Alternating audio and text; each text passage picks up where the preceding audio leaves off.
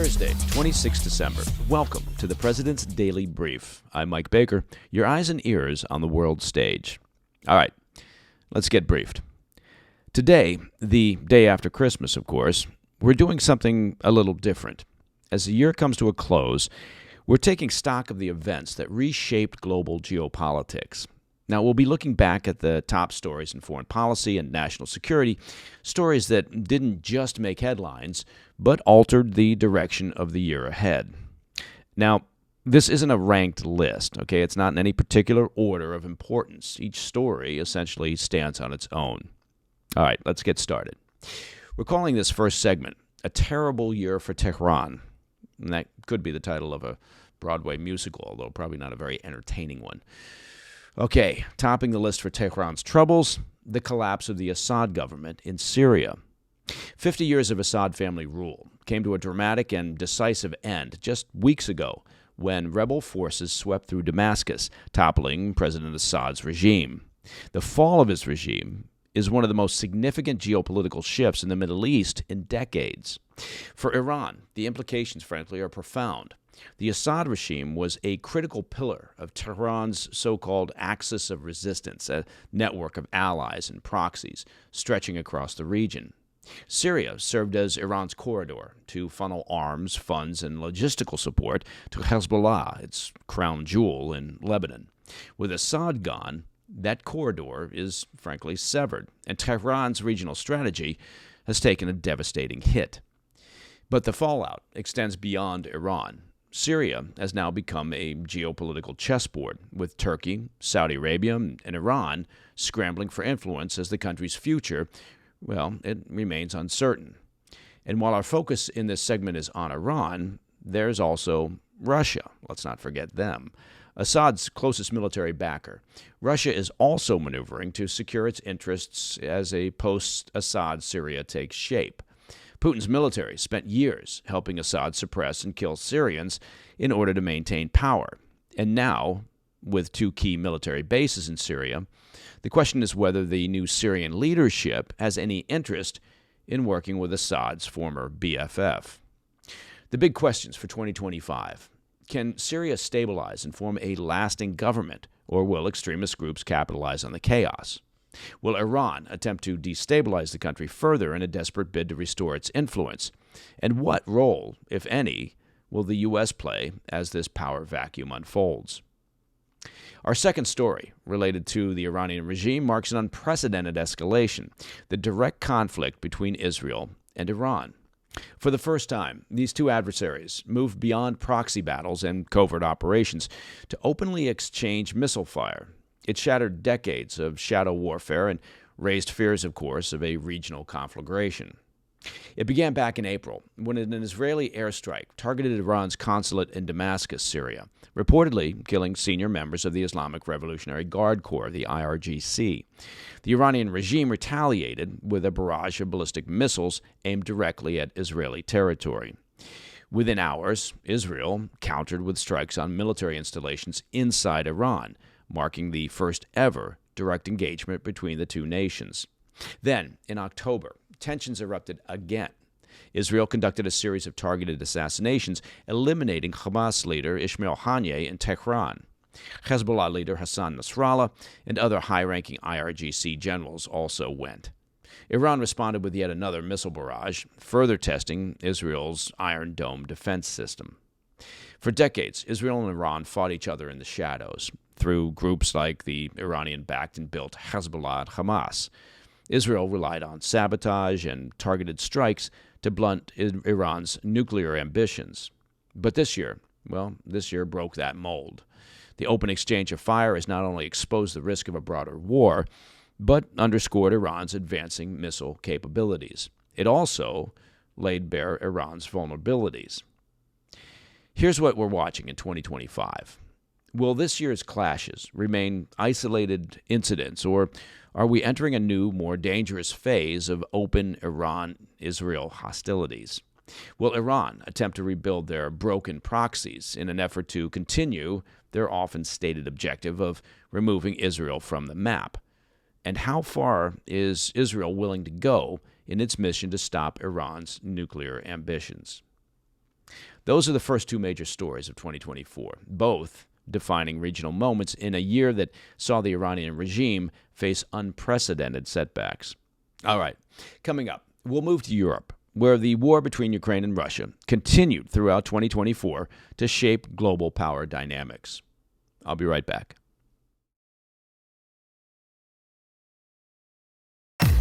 Welcome back to the PDB. Next up, in our look at 2024 is the war in Ukraine, which is about to enter its third year without major changes to the battlefield. Both sides dug in, and the result has been mounting casualties, massive economic strain, and what feels like a World War I stalemate. But despite the slow grind of trench warfare, 2024 wasn't without its surprises. This year, North Korea, bizarrely, got directly involved, sending some 10,000 troops to fight alongside Russian forces. North Korean boots on the ground. Yeah, that's a certain headline for 2024. For Russia, it's been a way to shore up their struggling manpower. And for North Korea, because they're not doing it pro bono, it's a rare chance to flex their military muscles and deepen ties with Moscow, not to mention to barter their soldiers for Russian weapons technology and assistance. Now, as the war prepares to move into its fourth year, think about that, its fourth year, Europe is feeling the squeeze. The war has driven up energy prices, fueled inflation, and sparked heated debates across NATO about how long the alliance can sustain its support for Ukraine. And in the U.S., that same debate is growing louder. Aid to Ukraine has become a divisive issue in Washington, with some questioning if it's time to rethink just how much we're sending. And then there's the wild card, North Korea's involvement. It raises the stakes in a way that, well, we haven't seen before, creating more uncertainty about where this war could go next. Looking ahead to 2025, there's one big question, and that is, can there be a diplomatic solution, a negotiated settlement?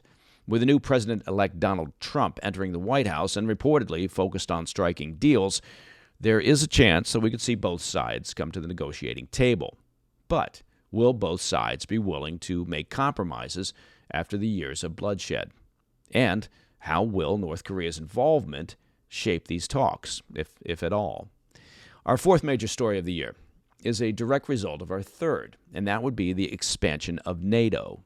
Finland officially joined NATO on April 4th, 2023, becoming the alliance's 31st member, and Sweden then followed suit this year on March 7th, marking a historic enlargement of the alliance into Northern Europe. Now, this expansion, it does have significant implications.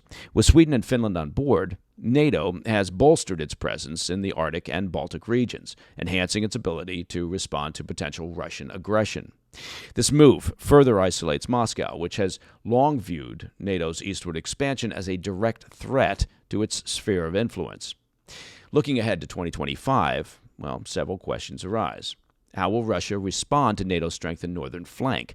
Will this lead to increased military posturing or provocations from Moscow? And what does this mean for Europe's overall security strategy?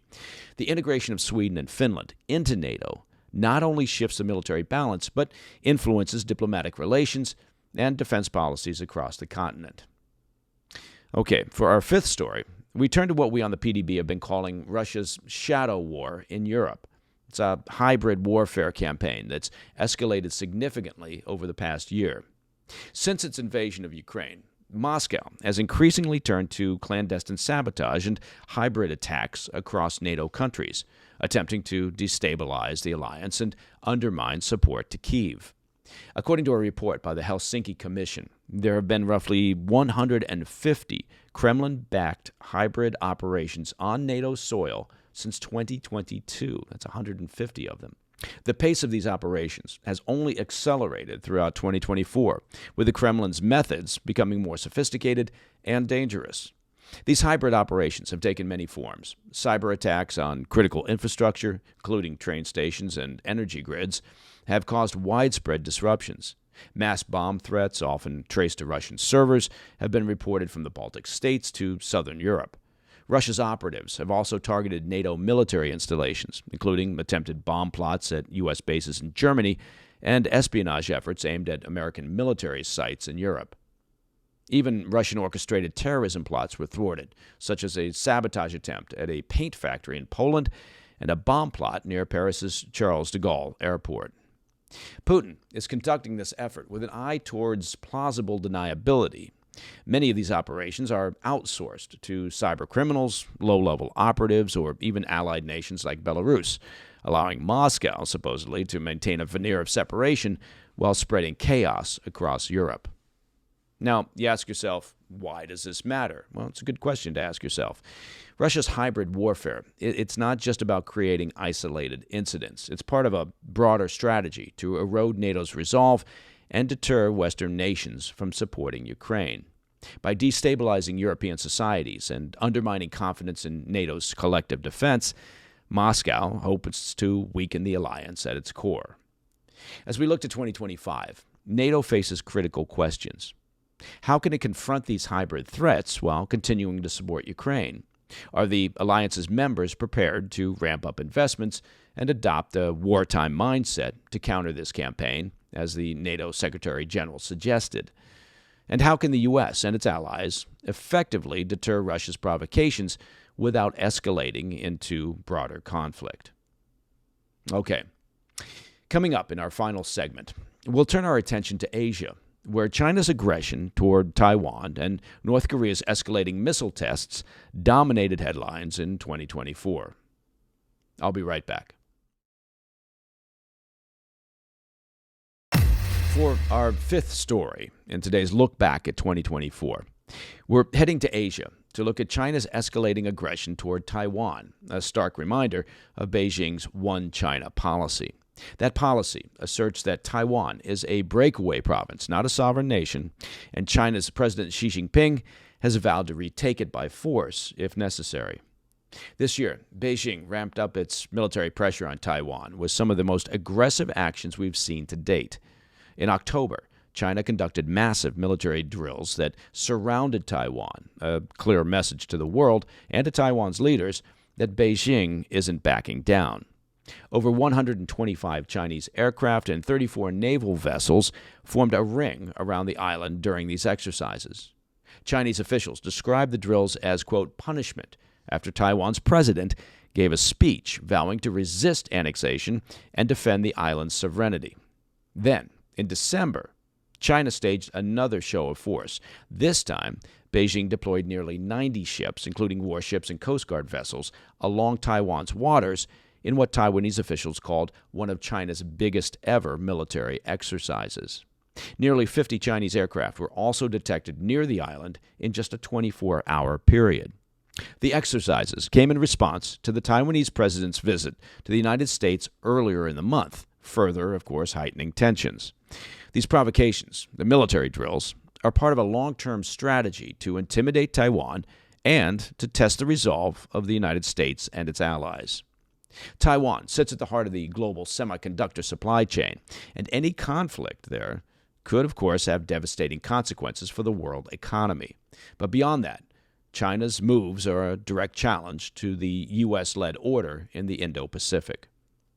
Looking ahead to 2025, the big question is just how far China is willing to push its military aggression, and how prepared are Taiwan, the U.S., and allied nations to deter a potential conflict.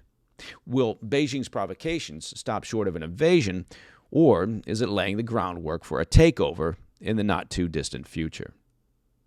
Okay, the sixth and final story in our look at 2024 that I wanted to highlight today is North Korea's full-speed push to expand its missile program.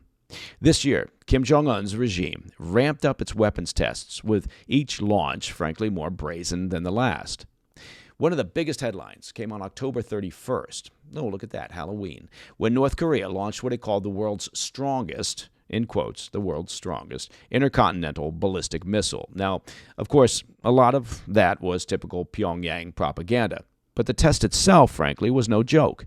The missile flew higher and stayed in the air longer than anything they've tested before. It's a big step toward their goal of building a nuclear-armed ICBM that could hit, potentially, the U.S. mainland. Now, they're not quite there yet. Experts say North Korea still has some work to do, especially with figuring out how to make its warheads survive re-entry into the Earth's atmosphere.